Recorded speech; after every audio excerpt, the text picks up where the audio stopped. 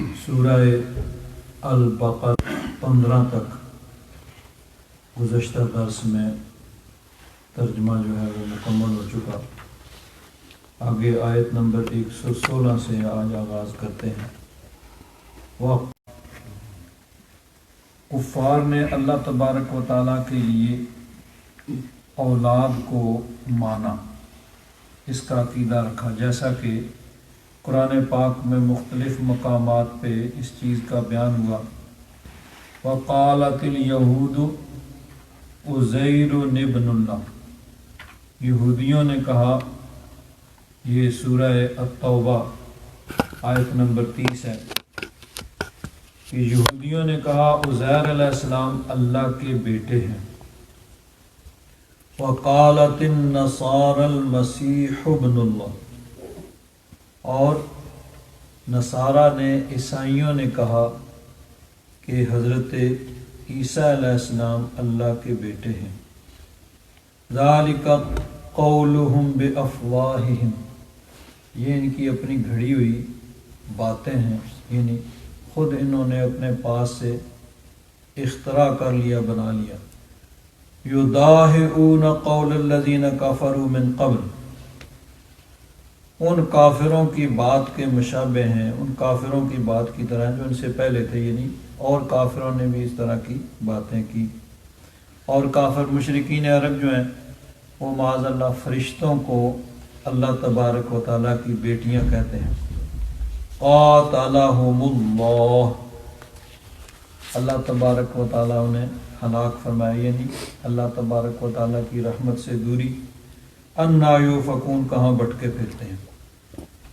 تو اولاد انہوں نے اللہ تبارک و تعالیٰ کے لیے مانی، اللہ تبارک و تعالیٰ کی ذات اس سے پاک ہے، یعنی انسان کے لیے شرف کا باعث ہے اور اللہ تبارک و تعالیٰ کے لیے یہ عیب کا سبب ہے، اور اللہ تبارک و تعالیٰ اس عیب سے پاک ہے۔ یہاں ضمناً ایک بات یاد رکھیں کہ یہودیوں نے حضرت عزیر علیہ السلام کے معجزات کو دیکھ کر ان کو اللہ کا بیٹا کہہ دیا۔ عیسائیوں نے حضرت عیسیٰ علیہ السلام کے معجزات کو دیکھ کر مردوں کو زندہ کرنا اور مادرزاد اندھے کو ٹھیک کرنا، کوڑی کو، برس کے بیمار کو درست کرنا، جب یہ معجزات دیکھے تو انہوں نے حضرت عیسیٰ علیہ السلام کو بعد میں آنے والوں نے اللہ کا بیٹا کہہ دیا۔ تو جب ان کے معجزات کو دیکھ کر انہوں نے ان کو اللہ کا بیٹا کہہ دیا، تو نبی کریم صلی اللہ علیہ وسلم کے معجزات تو بے شمار، اور حضور کے معجزات کی شان بھی بہت بلند ہے۔ تو یہ خدشہ تھا کہ کوئی حضور کے معجزات کو دیکھ کر حضور کو اللہ کا بیٹا یا اللہ کا شریک یا اللہ نہ کہہ دے۔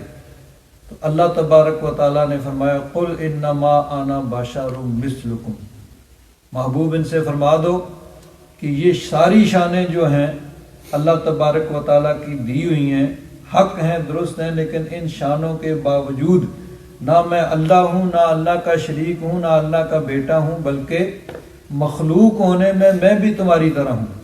جس طرح تم اللہ تعالیٰ کی مخلوق ہو، اسی طرح میں بھی اللہ تعالیٰ کی مخلوق ہوں، خالق نہیں ہوں بلکہ خالق کا بندہ اور اس کی مخلوق ہوں۔ تو انہوں نے کہا کہ اللہ تبارک و تعالیٰ نے اولاد کو اختیار کیا۔ اللہ تبارک و تعالیٰ اپنی پاکی کو بیان کرتا، سبحانہ، اللہ تبارک و تعالیٰ اس عیب سے پاک ہے۔ بل لہ ما فی السماوات والارض، بلکہ اسی کی ملکیت ہے جو کچھ آسمانوں اور زمین میں ہے۔ کل لہ قانتون، سب اسی کی بارگاہ میں عاجزی اور انکساری کرتے ہیں۔ بدیع السماوات والارض، وہ آسمان و زمین کو بنانے والا ہے۔ بدع کا معنی ہوتا ہے بغیر کسی نمونے اور کسی سابقہ مثال کے بغیر پیدا کرنا۔ دنیا میں ہوتا ہے کہ ایک چیز ایک بناتا ہے، اس کو دیکھ کے دوسرا اس سے بہتر بنا لیتا ہے، تیسرا اس سے بنا لیتا ہے۔ تو اس کو عربی میں صانع کہہ سکتے ہیں، بنانا، ایجاد کرنا، بنانا۔ تو یہ بادہ جو ہے اس کا معنی ہوتا ہے کہ ایسی چیز جس کی کوئی پہلے مثال موجود نہ ہو، نہ اس کا مادہ ہو۔ اب جو بھی چیز دنیا میں بنائی جاتی ہے پہلے اس کا مادہ ہوتا ہے، ان کو جوڑ کے موٹر بنتی ہے، ہوائی جہاز بنتی ہے، ہر چیز بنتی ہے، اس کا مادہ پہلے سے موجود ہوتا ہے، پھر اس کو بنایا جاتا ہے، پھر آگے لوگ۔ بادہ اور جعل میں ان دونوں میں فرق کیا پھر بنی میں؟ جعلہ تو عام ہے نا، وہ یعنی یہ تو جعلہ کا معنی ہوتا ہے اختیار کرنا، یہ کبھی بنانے کے معنی میں بھی آ جاتا ہے، لیکن حقیقی اس کا معنی جعل اللہ تبارک و تعالیٰ نے اختیار کیا یا بنایا، یا یعنی وہ مجازن اس معنی میں استعمال ہوتا ہے، حقیقی معنی اس کا نہیں ہے۔ اصل میں یہ بادہ اور صانع کا معنی ہوتا ہے مادہ موجود ہو، اس کے اجزاء موجود ہوں، اس کی مثال موجود ہو، اور بادہ کا معنی ہے کہ اس کی پہلے کوئی مثال نہ ہو، اس کا مادہ موجود نہ ہو۔ تو اللہ تبارک و تعالیٰ نے آسمان و زمین کو بغیر کسی سابق مثال کے اور بغیر مادے کے پیدا کیا۔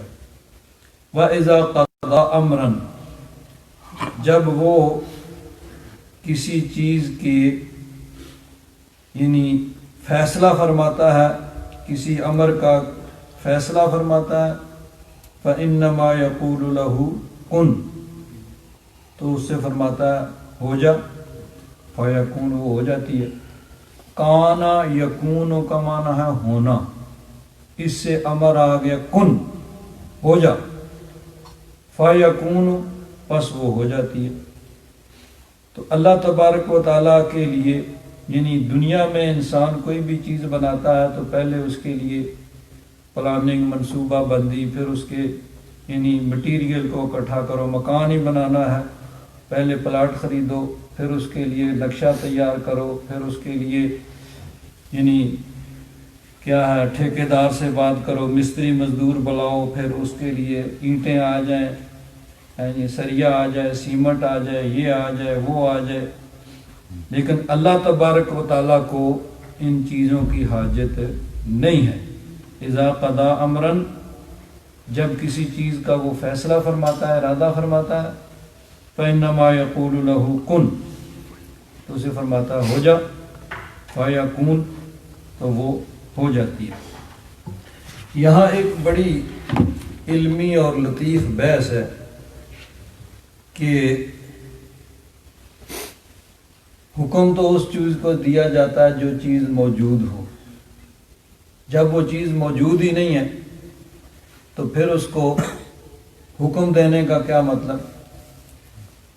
حکم تو اس کو ہوگا جو پہلے سے موجود ہو، جب پہلے سے موجود نہیں ہے تو حکم دینا جو ہے وہ بے مقصد ہوگا، اور اگر وہ چیز پہلے سے موجود ہے تو پھر اس کو حکم دینا تحصیل حاصل جو پہلے ہی موجود ہے، پھر اس کو کہنا ہو جائے۔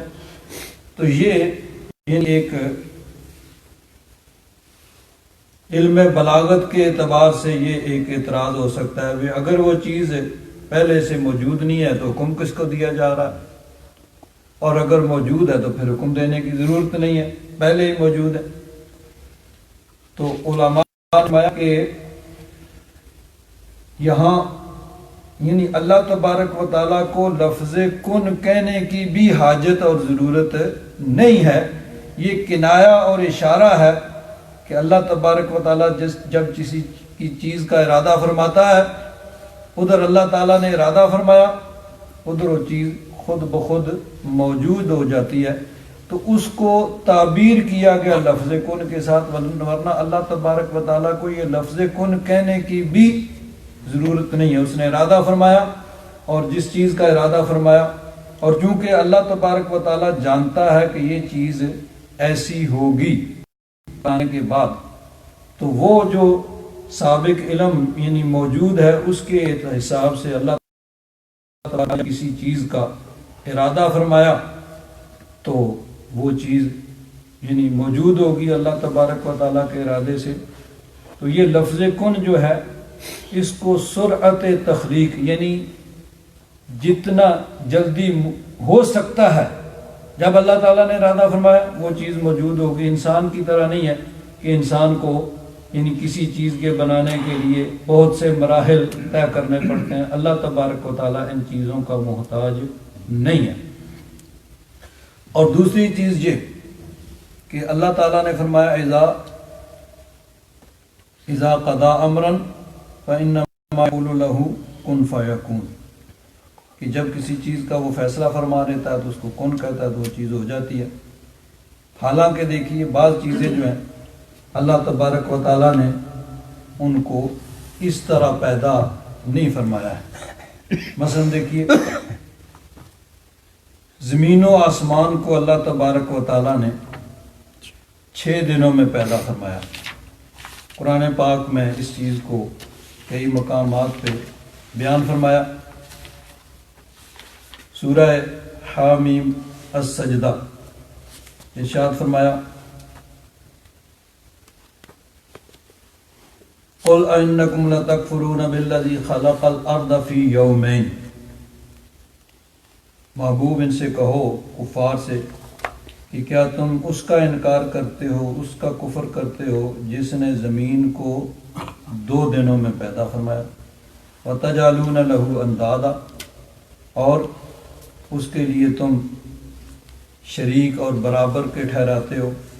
ذَلِكَ رب العالمین، وہ تو رب العالمین ہے جس کے تم شریک اور اس کے برابر ٹھہرا رہے ہو. وَجَعَلَ فِيهَا رَوَاسِيَ مِن فَوْقِهَا، زمین میں اس نے رواسیہ لنگر گاڑ دیے. جس طرح جہاز جو ہے بحری جہاز شپ جو ہے جب وہ لنگر انداز ہوتا ہے تو اس کے رسے کنارے سے باندھ دیے جاتے ہیں، اس کو اردو میں لنگر کہتے ہیں. لنگر انداز ہوا یعنی اس کے رسے باندھ دیے گئے. تو زمین میں اللہ تبارک و تعالیٰ نے پہاڑوں کو گاڑا. وبارک فیہا، اللہ تعالیٰ نے اس میں برکت رکھی. وقدر فیہا اقواتہا، اور اس میں مخلوق کی رزق کو اللہ تبارک و تعالیٰ نے رکھا. فی 4 ایام، یعنی باقی ساری چیزیں جو ہیں نا یہ سارے زمین کو 2 دنوں میں پیدا فرمایا اور باقی سارے کام جو ہے یہ 4 دن میں ہوئے. اس کی تفصیل آ گئی ہے اس طرح ثم استوى الى السماء وهي دخان. تو آسمان کی طرف اللہ تبارک و تعالیٰ نے استوا فرمایا، توجہ فرمائی. اس وقت وہ دھواں تھا. فقال لها وللارض ائتيا طوعا او كرها، اللہ تعالیٰ نے حکم دیا کہ چاہے تو خوشی سے ہو جاؤ چاہے مجبوراً ہونا ہے تم نے. قالتا اتینا طائعین، دونوں نے عرض کی زمین و آسمان نے کہ خوشی سے ہوتے ہیں. اقمنا 7 سماوات، اللہ تعالیٰ نے 7 آسمان بنائے. فی یومین، 2 دن میں. واوحا فی کل سماء امرہا وزینا السماء الدنیا بمصابیح. تو اس طرح یعنی 6 دن میں اللہ تبارک و تعالیٰ نے زمین و آسمان اور تمام چیزوں کو پیدا کیا. تو اب یہ اعتراض ہوتا ہے کہ اللہ تبارک و تعالیٰ ایک طرف تو فرماتا ہے کہ اس کو ان چیزوں کی حاجت نہیں ہے، وہ کن فرماتا ہے تو فیکون چیز ہو جاتی ہے. ادھر یہ فرمایا کہ زمین و آسمان اور اس کی باقی ساری متعلقہ چیزوں کو اللہ تعالیٰ نے 6 دنوں میں پیدا فرمایا. اسی طرح دیکھیے اللہ تبارک و تعالیٰ نے انسان کی تخلیق فرمائی مختلف مراحل میں. پہلے تو حضرت آدم علیہ السلام کے خاکی پتلا تیار فرمایا. خاکی پتلا تیار کرنے کے لیے اللہ تبارک و تعالیٰ نے زمین کے مختلف مقامات سے مٹی کو منگایا. اور اس کے بارے میں بھی جو روایت تفصیل کے ساتھ ہے وہ یہ ہے کہ اللہ تبارک و تعالیٰ نے حضرت جبریل امین کو بھیجا کہ جاؤ زمین کے مختلف حصوں سے مٹی لے آؤ. حضرت جبریل امین آئے تو زمین نے کہا تم میرا حصہ الگ کر کے نہ لے جاؤ. منت سماجت کی. حضرت جبریل امین واپس چلے گئے. اللہ تعالیٰ نے فرمایا کہ جبریل میں نے بھیجا تھا مٹی لینے کے لیے. عرض کیا یا رب العالمین وہ تو بڑی منت سماجت کر رہی ہے کہ میرا حصے کو مجھ سے الگ کر کے نہ لے جاؤ.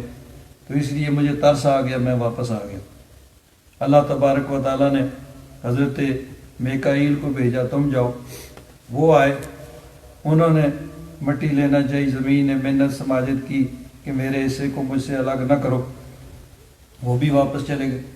پھر اللہ تعالیٰ نے حضرت اسرافیل کو بھیجا کہ تم جاؤ۔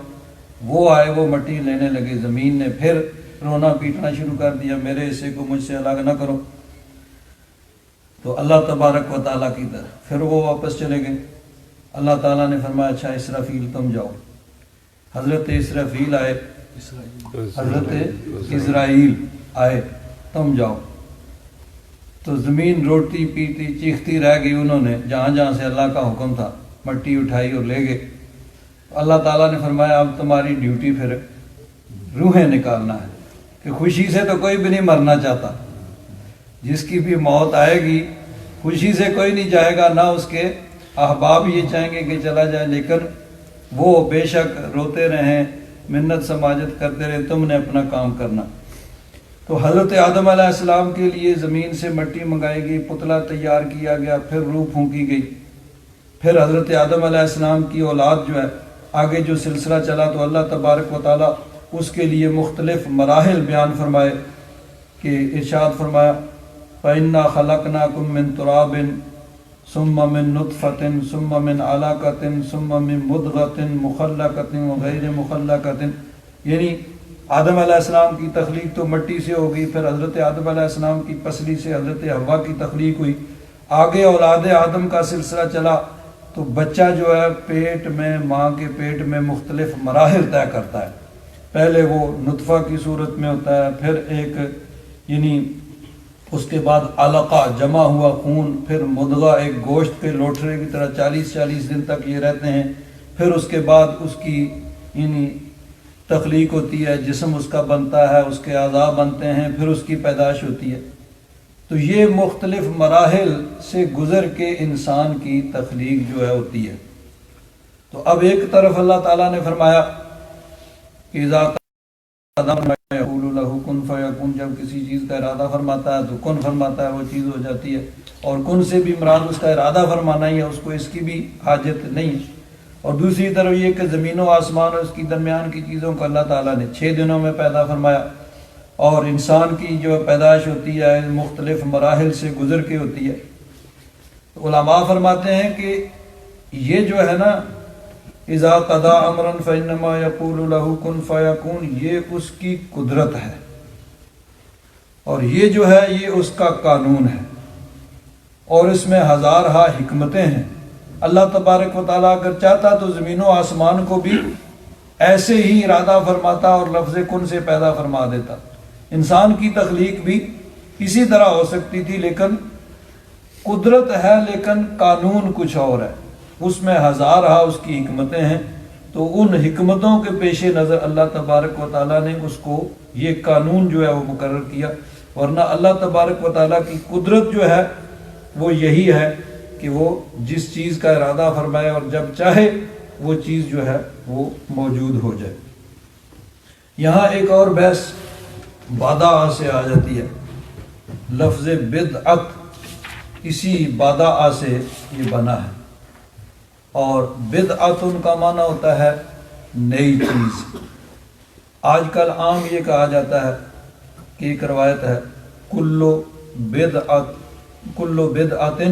ضلالت، کہ ہر بدعت گمراہی ہے، وہ کلو ضلالت فی النار، اور ہر گمراہی جو ہے وہ جہنم میں ہے۔ تو اب اس یعنی روایت کے پیش نظر بہت سی ایسی چیزیں جو ہیں ان کو بدعت کہتے گمراہی، اور گمراہی کہہ کے جہنم جانے کا سبب جو ہے وہ بنا دیا جاتا ہے۔ مثلا محفل میلاد ہو، بدعت ہے، گمراہی ہے، جہنم جانے کا سبب ہے، اور اس طرح کے بہت سے کام جو ہیں ان کو بدعت کہتے، حالانکہ جو ہے اس سے مراد کلو بدعت دلالت، اس بدعت سے مراد بدعت سیئہ، یعنی ایسا کام جو شریعت مطہرہ کے خلاف ہو، جو قرآن و حدیث کے خلاف ہو، وہ گمراہی ہے اور پھر وہ جہنم جانے کا سبب ہوتا ہے۔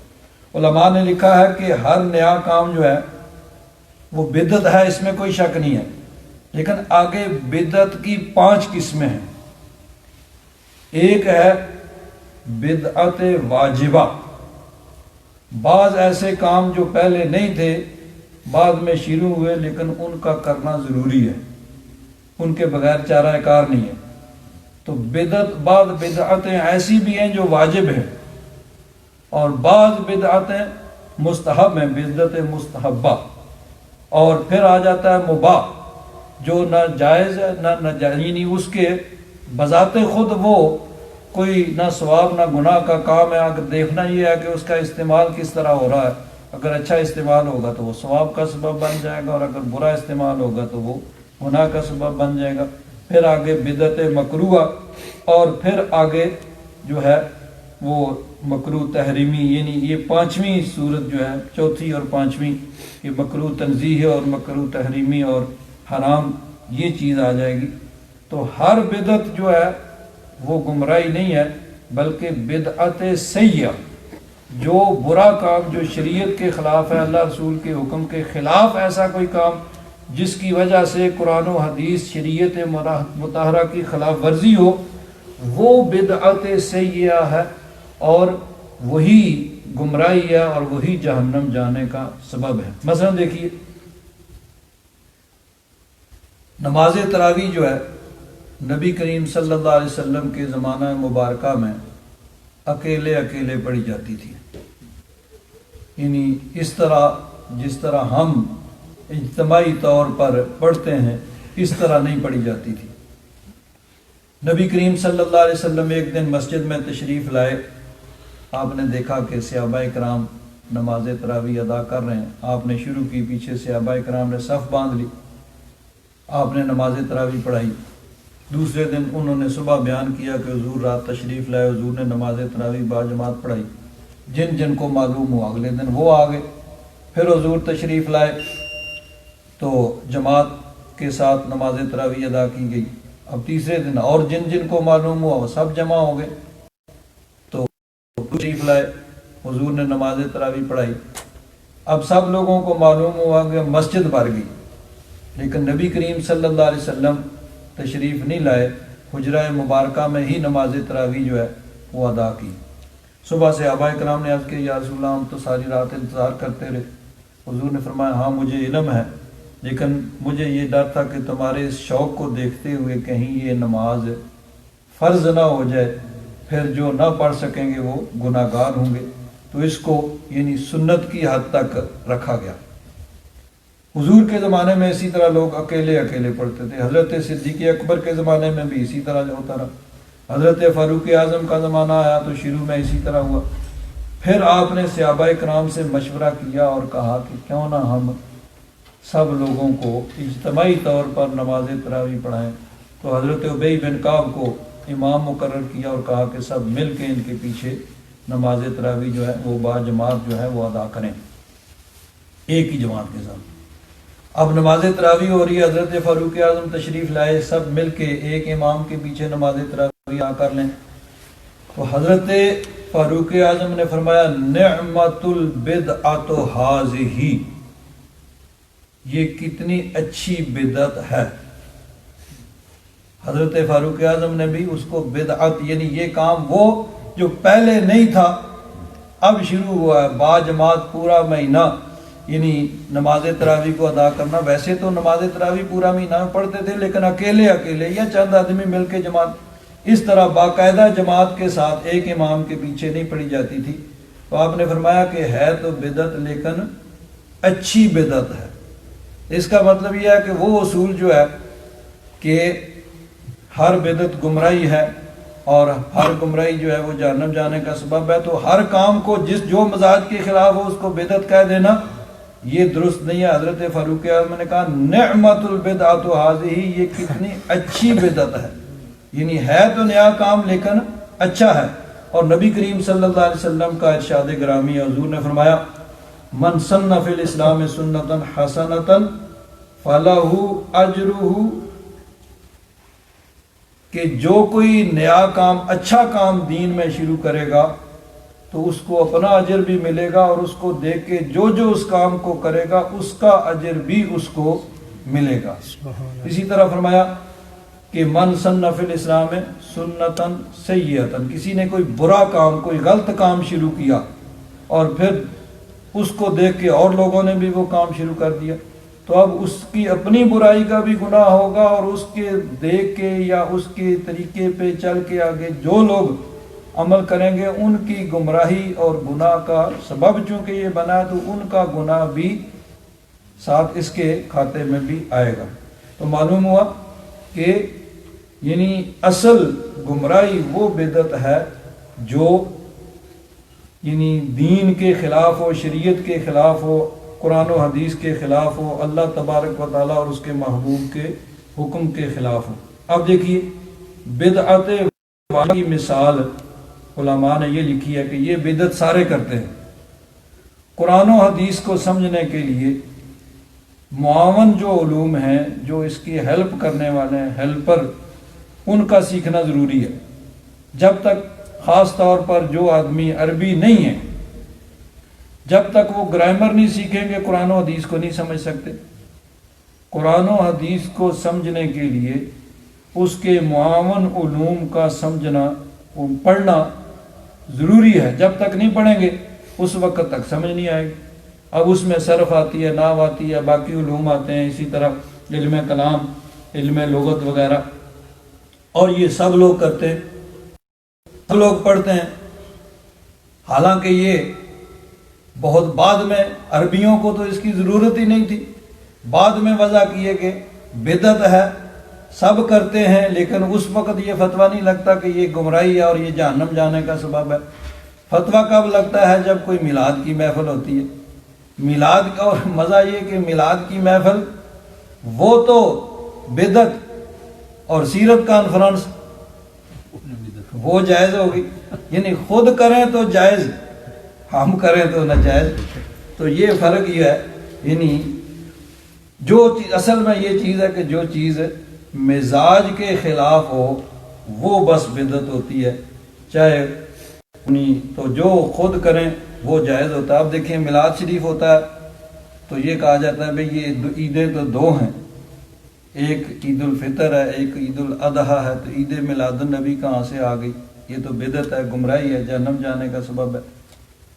اور جہاں سے یہ چیز چلی ہے، یعنی عرب سے ہی نکلا، محمد بن عبد الوہاب، اس کے آگے ماننے والے سارے عرب کے اندر اب ہر سال عید الوطنی ہوتی ہے اور بڑے دھوم دھام سے ہوتی ہے، یعنی جس کو ہم یوم آزادی کہتے ہیں، وہاں اس کو عید الوطنی کہتے ہیں، کہ جس دن یہ حکومت جو ہے موجودہ قائم ہوئی تھی، ہر سال اس دن ستمبر 1924 کو یہ قائم ہوئی تھی، تو اب 100 سال ہونے کو ہر سال وہ عید الوطنی منائی جاتی ہے۔ اس وقت کوئی فتویٰ نہیں لگتا کہ یہ بدعت ہے، یہ گمراہی ہے، حالانکہ اس کے اندر ناچ گانا بھی ہوتا ہے، ہو سکتا ہے شراب کے دور بھی چلتے ہوں، سب کچھ ہوتا ہے، لیکن وہاں پہ اس عید پہ کوئی فتویٰ نہیں لگتا، عید میلاد النبی پہ فتویٰ لگتا ہے۔ تو بات اصل میں یہ ہے کہ جو چیز مزاج کے خلاف ہے اس کو ناجائز قرار دے دو۔ اور ہوتا یہی ہے کہ دیکھیے جو بھی گمراہ فرقے نکلے ہیں انہوں نے ہمیشہ قرآن و حدیث سے اپنے دلائل جو ہے وہ ڈھونڈ لیے، بنا لیے ہیں، اور جو بھی ہوتا ہے وہ دلائل تو اس کے پاس وہ بنا ہی لیتا ہے۔ دلائل تو جب ایک آدمی صبح سے شام تک سوچتا رہتا ہے تو اس کے پاس دلائل تو ہو ہی جاتے، تو اس کو کہیں نہ کہیں سے وہ کسی نہ کسی طریقے سے وہ دلائل ڈھونڈ لیتا ہے۔ تو اصل یہ ہے کہ یعنی ہر نیا کام وہ گمراہی نہیں ہے، بہت سے نئے کام جو ہیں، مثلا دیکھیے اب احادیث مبارکہ صحابہ کرام کے زمانے میں کی جاتی تھی، بلکہ نبی کریم صلی اللہ علیہ وسلم نے شروع میں لکھنے سے منع فرما دیا تھا کہ صرف قرآن پاک کو لکھو، احادیث مبارکہ کہ کہیں آپس میں یہ خلط ملط نہ ہو جائیں۔ بعد میں اس کی اجازت ہوئی، لیکن صحابہ کرام کے پاس کچھ بہت کم جو ہیں وہ لکھی ہوئی حدیثیں تھیں، باقی وہ صرف اپنے حافظے پہ اعتماد کرتے تھے۔ صحابہ کرام کے زمانے میں بھی ایسے ہی ہوتا رہا۔ بعد میں پھر تابعین، تبع تابعین کے زمانے میں کتابیں جو حدیث مبارکہ کی لکھی گئیں۔ اب امام بخاری رحمۃ اللہ تعالی علیہ دوسری صدی ہجری کے آخر میں پیدا ہوئے اور 252 ہجری یا 58 ہجری آپ کا یوم وصال ہے۔ اس کا مطلب یہ ہے کہ بخاری شریف جو ہے نبی کریم صلی اللہ علیہ وسلم کے وصال کے تقریباً 200 سال بعد یا 250 سال بعد لکھی گئی۔ تو اب اگر یہی اصول مان لیا جائے کہ جو کام پہلے نہیں تھا اب ہوا ہے تو وہ بدعت ہے، تو سب سے بڑی بدعت تو یہ ہوگی، یہ بخاری شریف کی کتاب لکھنا ہی اس کو بدعت کہا جائے گا، اور مسلم شریف اس کے بعد باقی کتابیں اس کے بعد لکھی گئیں۔ اور پھر جس طرح آج بخاری شریف پڑھی جاتی ہے، ختم بخاری ہو جاتا ہے، یہ سارے کام جو ہیں یہ بدعت کے زمرے میں آئیں گے، لیکن یہ بدعت حسنہ ہوں گے۔ تو اب یہ چونکہ کام خود لوگ کرتے ہیں تو اس کے بارے میں کچھ نہیں کہا جاتا، ہاں جو ان کے مزاج کے خلاف ہیں اس کو وہ گمراہی اور جہنم جانے کا سبب کہتے ہیں۔ تو اصل یہی ہے کہ بدعت نیا کام اگر وہ شریعت کے خلاف ہے، اللہ تبارک و تعالیٰ اور اس کے رسول کے احکام کے خلاف ہے تو وہ برا ہے، اور اگر اس کے مطابق ہے تو وہ اچھا ہے۔ تو یہی اصول جو ہے اس میں ہوگا۔ تو اللہ تبارک و تعالیٰ، یہ لفظ بدیع سے یہ یعنی بحث جو ہے آگے چلی تھی، اللہ تبارک و تعالیٰ بدیع السماوات والارض، آسمان و زمین کو وہ بغیر کسی نمونے کے بنانے والا ہے۔ فَإِنَّمَا يَقُولُ لَهُ كُن فَيَكُونُ، جب وہ کسی چیز کا ارادہ فرماتا ہے تو بس یہی کہتا ہے کن، ہو جا، بس وہ چیز ہو جاتی ہے۔ وَقَالَ الَّذِينَ لَا يَعْلَمُونَ، اور انہوں نے کہا جو نہیں جانتے، لَوْلَا يُكَلِّمُنَا اللَّهُ، اللہ تبارک و تعالی ہم سے کلام کیوں نہیں کرتا۔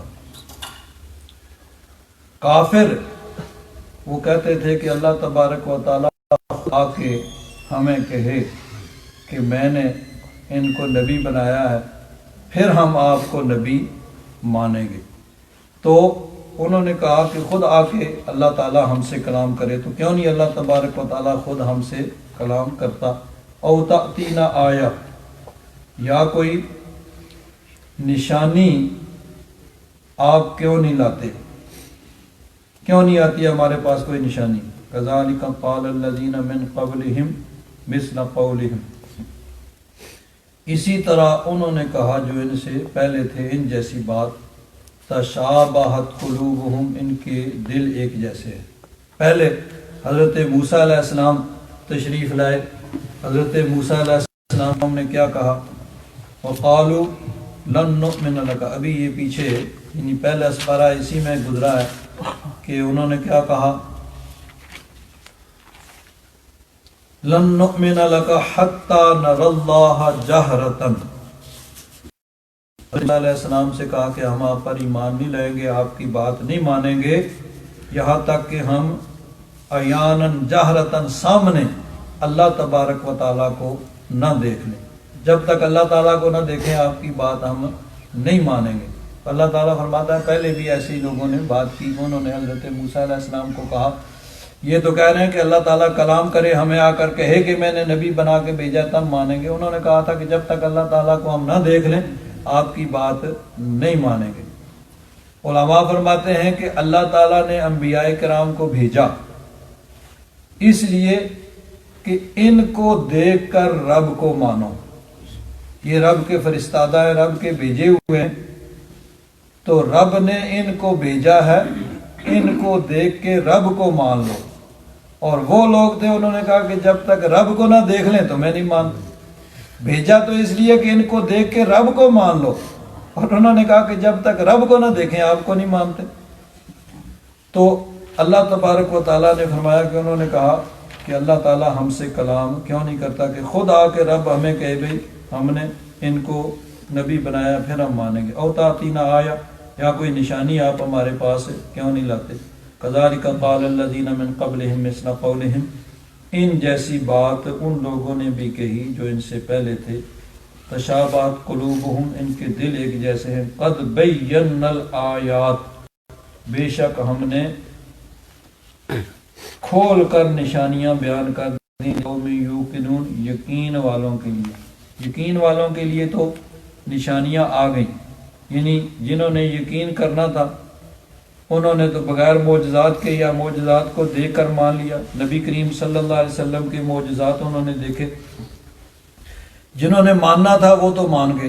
نبی کریم صلی اللہ علیہ وسلم نے چاند کو ٹکڑے کیا، سورج کو لٹایا، پتھروں نے کلمے پڑھے، درختوں نے، یعنی بے شمار معجزات حضور کے آئے، اور معجزات کو دیکھ کر بلکہ جو سعادت مند تھے وہ تو بغیر یعنی معجزات کے بھی ایمان لے آئے، کچھ معجزات دیکھ کے ایمان لائے، اور جنہوں نے نہیں ماننا تھا انہوں نے معجزات دیکھ کے بھی انکار کر دیا۔ کہ مشہور جو حدیث ہے کہ ابو جہل آتا ہے، بتائیے میری مٹھی میں کیا ہے؟ حضور نے فرمایا کہ میں بتاؤں تمہاری مٹھی میں کیا، یا تمہاری مٹھی کی چیز بتائے کہ میں کیا ہوں؟ اس نے کہا یہ تو اور کمال ہوگا۔ حضور نے اشارہ کیا تو مٹھی جو اس کی بند ہے اس نے کنکریاں رکھی ہوئی تھیں، انہوں نے کلمہ پڑھنا شروع کر دیا۔ سبحان اللہ۔ ابو جہل کی مٹھی میں کنکریوں نے کلمہ پڑھا تو اس نے کنکریاں پھینک دی، کہنے لگا بہت بڑا جادوگر ہے تیرا جادو تو میری مٹھی میں بند کنکریوں پر بھی چل گئے۔ تو نہیں ماننا تھا، نہیں مانا، اور جنہوں نے ماننا تھا انہوں نے یعنی معجزات کے بغیر یا معجزات کو دیکھ کر ایمان لے آئے۔ تو اللہ تعالیٰ ارشاد فرماتا ہے قد بینا الآیات لقوم یوقنون، یقین والوں کے لیے تو ہم نے نشانیاں کھول کر بیان کر دی ہیں۔ اب آگے فرمایا یہ نشانیوں کی بات، انا ارسلناک بالحق بشیرا ونذیرا، محبوب ہم نے آپ کو حق کے ساتھ بشیر و نذیر، خوشخبری دینے والا اور ڈر سنانے والا بنا کے بھیجا۔ یعنی کسی اور معجزے یا نشانی کی کیا ضرورت ہے؟ محبوب جب آپ تشریف لے آئے تو آپ سے بڑی کوئی نشانی اور معجزہ کیا ہو سکتا ہے؟ جو آپ کو دیکھ کر بھی ایمان نہیں لائے انہیں کوئی اور معجزہ یا نشانی وہ کیا جو ہے وہ فائدہ پہنچا سکتا ہے؟ اور جنہوں نے ایمان لانا تھا، حضرت عبداللہ بن سلام حضور نبی کریم صلی اللہ علیہ وسلم کی بارگاہ میں آئے، اور آئے کس لیے کہ آ کے وہ مناظرہ کریں گے، بحث مباحثہ کریں گے، کیونکہ یہودیوں کے بہت بڑے عالم تھے۔ لیکن جب آئے حضور کی بارگاہ میں، حضور کے چہرہ انور کو دیکھا، سارے مناظرے بھول گئے، سارے بحث مباحثے بھول گئے، فوراً کلمہ پڑھ کے مسلمان ہو گئے، اور کرتے ہیں واللہ ما ھذا وجہ الکاذب، اللہ کی قسم یہ کسی جھوٹے کا چہرہ ہو ہی نہیں سکتا۔ تو نبی کریم صلی اللہ علیہ وسلم کی ذات خود سراپا معجزہ ہے، حضور کی ہر ادا معجزہ ہے، حضور کے رخ انور، حضور کا چہرہ مبارک وہ معجزہ ہے۔ تو اللہ تعالیٰ فرماتا ہے کہ محبوب جب آپ تشریف لے آئے تو پھر کسی اور معجزے کی کیا حاجت ہے؟ دوسری جگہ ارشاد فرمایا یا ایھا الناس، اے لوگو، قد جاءکم برہان من ربکم، تمہارے پاس رب کی طرف سے برہان، معجزہ اور دلیل تشریف لے آئی۔ یعنی پہلے انبیاء کرام کو تو معجزات دیے جاتے تھے، اور میرا محبوب سراپا معجزہ بن کے تشریف لے آئے۔ اعلیٰ حضرت فاضل بریلوی رضی اللہ تعالیٰ عنہ نے عرض کیا کہ معجزے انبیاء کو خدا نے دیے، معجزے انبیاء کو خدا نے دیے، معجزہ بن کے آیا ہمارا نبی، معجزہ بن کے آیا ہمارا نبی کی حضور سراپا معجزہ ہے۔ اللہ تعالیٰ نے فرمایا قد بینا الآیات، ہم نے نشانیاں معجزات کھول کے بیان کر دی ہیں یقین والوں کے لیے۔ اور آگے فرمایا کہ سب سے بڑا معجزہ انا ارسلناک بالحق بشیرا ونذیرا، کہ محبوب ہم نے آپ کو حق کے ساتھ بشیر و نذیر، یعنی آپ جنت کی خوشخبری سنانے والے اور جہنم سے ڈرانے والے بن کے تشریف لائے۔ وَلَا تُسْأَلُ عَنْ أَصْحَابِ الْجَحِيمِ، اور محبوب آپ سے جہنم والوں کے بارے میں نہیں پوچھا جائے گا۔ یعنی حضور نبی کریم صلی اللہ علیہ وسلم تشریف لائے اور آپ نے اللہ تبارک و تعالیٰ کا پیغام پہنچایا، اللہ تبارک و تعالیٰ کے احکام پہنچائے۔ تو اب حضور نبی کریم صلی اللہ علیہ وسلم نے اپنی ڈیوٹی جو ہے وہ ادا کر دی، کما حقہ۔ اب جو مانے گا اس کا اپنا فائدہ، تو جو نہیں مانے گا اس کا اپنا نقصان ہے۔ اللہ تبارک و تعالیٰ اپنے محبوب یعنی نبی کریم صلی اللہ علیہ وسلم کو اس سے بہت زیادہ کوفت ہوتی تھی، بہت زیادہ دکھ ہوتا تھا کہ یہ لوگ ایمان کیوں نہیں لاتے، میں ان کو پکڑ پکڑ کے جنت کی طرف لے جاتا ہوں اور یہ بھاگ بھاگ کے جہنم کی طرف جا رہے ہیں۔ تو اللہ تبارک و تعالیٰ اپنے محبوب کو تسلی دیتے ہوئے ارشاد فرماتا ہے کہ محبوب جو نہیں مانتے وہ اپنے آپ کو جہنم کا ایندھن بنا رہے ہیں، آپ سے کوئی باز پرس نہیں ہوگی، نہیں پوچھا جائے گا کہ یہ لوگ کیوں جہنم میں چلے گئے، یہ ایمان کیوں نہیں لائے تھے۔ آپ نے اپنی ڈیوٹی جو ہے وہ ادا کر دی، اللہ کا پیغام پہنچا دیا، اللہ کے احکام پہنچا دیے۔ اب جو مانے گا اس کا اپنا فائدہ ہے، جو نہیں مانے گا اس کا اپنا نقصان ہوگا۔ آپ سے کسی قسم کی باز پرس نہیں ہوگی۔ وَلَا تُسْأَلُ عَنْ أَصْحَابِ الْجَحِيمِ، آپ سے جہنمیوں کے بارے میں نہیں پوچھا جائے گا۔ وَلَن تَرْضَىٰ عَنْكَ الْيَهُودُ، اور نہیں راضی ہوں گے آپ سے یہود، یعنی یہودی اور عیسائی وہ راضی نہیں ہوں گے، حَتَّى تَتَّبِعَ مِلَّتَهُمْ، یہاں تک کہ آپ ان کی ملت کی اتباع کر لیں، یعنی ان کے پیچھے لگ جائیں اور وہی عقائد و نظریات اختیار کر لیں جو ان کے ہیں۔ یعنی ایک ہی صورت ہے ان کے خوش ہونے کی کہ ان کا مذہب قبول کر لیا جائے، اور یہ چیز جو ہے وہ ممکن نہیں ہے کہ آپ اللہ تبارک و تعالیٰ نے آپ کے سر پہ ختم نبوت کا تاج رکھا اور ساری مخلوق کی ہدایت کے لیے بھیجا، تو آپ اس کو چھوڑ کے ان کے پیچھے لگ جائیں، ان کی بات مان لیں۔ تو فرمایا کوئی اور صورت نہیں ہے ان کے خوش ہونے کی، وہ اسی صورت میں خوش ہوں گے کہ آپ سب کچھ چھوڑ چھاڑ کے ان کے پیچھے لگ جائیں۔ قل، محبوب ان سے فرما دو، ان ھدی اللہ ھو الھدی، ہدایت اللہ تبارک و تعالیٰ کی طرف سے تو یہی ہے جو اللہ تعالیٰ نے مجھے دے کر بھیجا ہے، یہی ہدایت، اسلام، قرآن یہی ہدایت ہے۔ آگے عام لوگوں کو مخاطب کر کے کہا جاتا ہے والا ان اتبعتا، اے سننے والے اگر تو نے اتباع کی، تو ان کے پیچھے لگ گیا، اہواءہم، ان کی خواہشات کے، یعنی کفار کی جو خواہش ہے کہ اپنا دین چھوڑ کے ان کا دین اختیار کر لے، تو اگر تو نے ایسے کیا ہے سننے والے، والا ان اتبعتا اہواءہم، اگر ان کی خواہشات کی پیروی کی، یعنی ان کا دین قبول کر لیا، بعد الذی جاءک من العلم، بعد اس کے کہ جو آ گیا تمہارے پاس علم، یعنی اللہ تبارک و تعالیٰ نے اپنے محبوب کو بھیجا اور اللہ کے محبوب نے سب کچھ واضح طور پر کھول کے بیان کر دیا، ہدایت کو واضح کر دیا، پھر اس کے باوجود اگر تو نے ان کی اتباع کی، ان کی خواہشات کی اتباع کی، تو ما لک من اللہ من ولی ولا نصیر، پھر اللہ تبارک و تعالیٰ کے مقابلے میں تمہارا کوئی نہ حامی ہوگا نہ مددگار ہوگا، یعنی پھر اللہ تبارک و تعالیٰ کی پکڑ اور اس کے عذاب سے بروز قیامت تمہیں کوئی نہیں بچا سکے گا۔ تو یہ ما لک من اللہ من ولی ولا نصیر، کسی مددگار اور کسی حامی کا نہ ہونا یہ کفار کے لیے، یعنی جو ان کی بات مان کے ان کے فالو کریں گے، ان کے پیچھے لگ کے کفر کو اختیار کریں گے، ایمان کو چھوڑ کے، تو پھر کفار کے لیے مددگار نہیں ہوگا۔ ایمان والوں کے لیے اللہ تبارک و تعالیٰ کے فضل سے بہت سے مددگار ہوں گے۔ اللہ تعالیٰ نے فرمایا انما ولیکم اللہ، بے شک تمہارا ولی، تمہارا مددگار اللہ ہے، ورسولہ، اور اس کا رسول ہے۔ سورہ المائدہ کی آیت نمبر یہ 55 ہے۔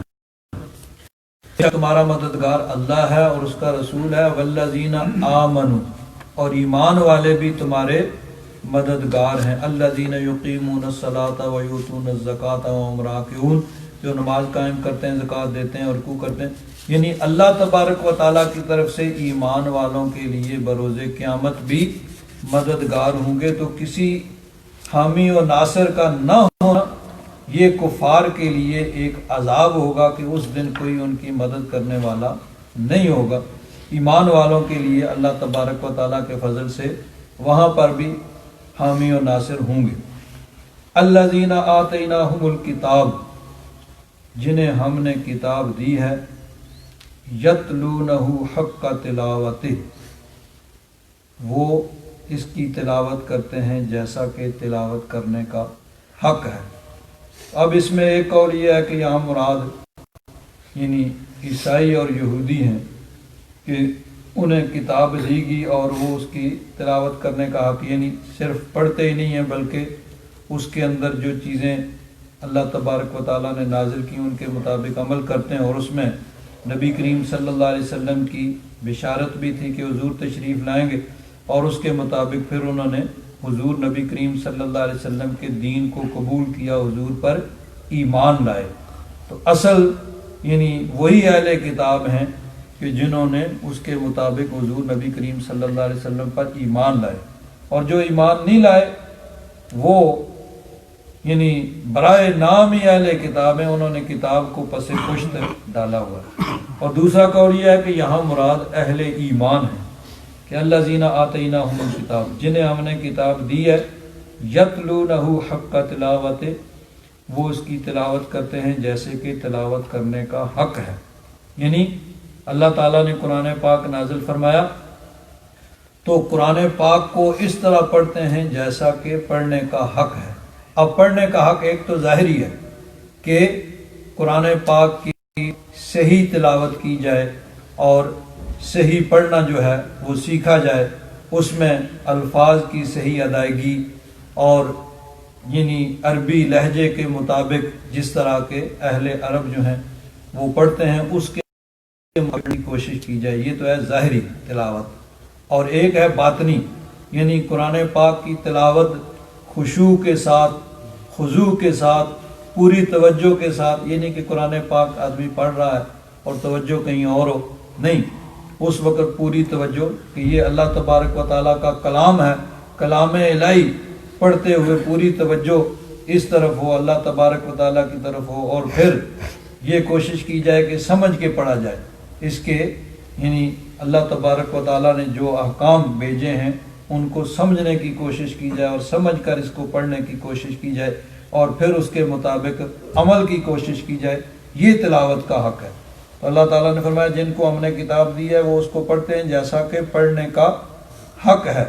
اولئک یؤمنون بہ، یہی لوگ اس پر ایمان لائیں، یعنی سچے ایمان والے وہی ہیں جو تلاوت کا ظاہری اور باطنی حق ادا کرنے کی کوشش کرتے ہیں، کہ صحیح پڑھنے کی کوشش کرتے ہیں، توجہ کے ساتھ پڑھنے کی کوشش کرتے ہیں، اور عمل کی نیت سے کہ اس کے اندر جو اللہ تعالیٰ کے احکام ہیں ان کے مطابق ہم نے عمل کرنا ہے، یہی لوگ اصل میں ایمان والے ہیں۔